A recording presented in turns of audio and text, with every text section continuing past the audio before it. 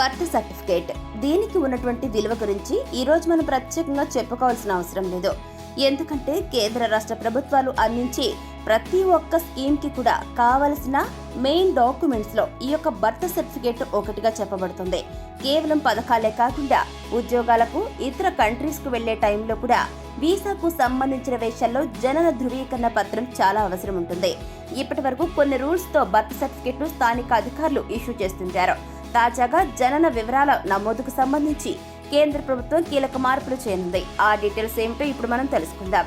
ప్రతి ఒక్కరికి కూడా బర్త్ సర్టిఫికేట్ అనేది ముఖ్యమైనది. తాజాగా ఈ సర్టిఫికేట్ విషయంలో కేంద్రం కీలక మార్పులు చేయనున్నట్లు తెలుస్తుంది. కొత్తగా పుట్టిన శిశువుల తల్లిదండ్రులు ప్రెసెంట్ ఉన్న కుటుంబ మతం ఏదైతే ఉంటుందో ఆ యొక్క మతం డిక్లరేషన్ కు భిన్నంగా ప్రతిపాదిత జనన నివేదికల్లో తమ మతాన్ని వేరువేరుగా వ్యక్తిగతంగా నమోదు చేయాల్సి ఉంటుందని ది హిందూ పేర్కొంది.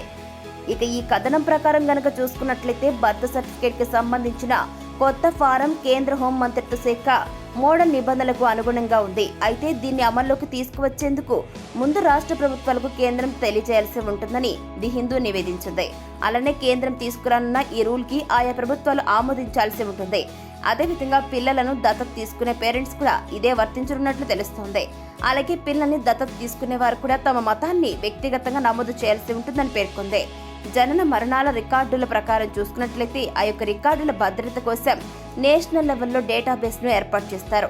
ఆధార్ నంబర్లు, ఆస్తి రిజిస్ట్రేషన్లు, వివిధ రకాల కార్డులు, రేషన్ కార్డులు, ఎలక్టోరల్, డ్రైవింగ్ లైసెన్స్లు, నేషనల్ పాపులేషన్ రిజిస్టర్ వంటి అనేక ఇతర డేటాబేస్లను రీఫ్రెష్ చేయడానికి ఈ సమాచారం చాలా యూజ్ అవుతుంది.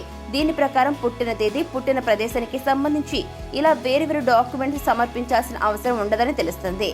వివిధ వ్యక్తిగత పనుల నిమిత్తం గనక చూసుకున్నట్లయితే ఈ బర్త్ సర్టిఫికేట్ ను సింగిల్ డాక్యుమెంట్ గా వినియోగించుకోవచ్చని తెలుస్తుంది. 2023 అక్టోబర్ నుండి విద్యా సంస్థల నమోదు, driving license, voter, Aadhaar number పొందడం, వివాహాల నమోదు, ప్రభుత్వ ఉద్యోగ నియామకాలు వంటి వివిధ ముఖ్యమైనటువంటి వాటికి సంబంధించి జనన ధృవీకరణ పత్రాన్ని ఏకైక పత్రంగా గుర్తించనున్నారని తెలుస్తోంది.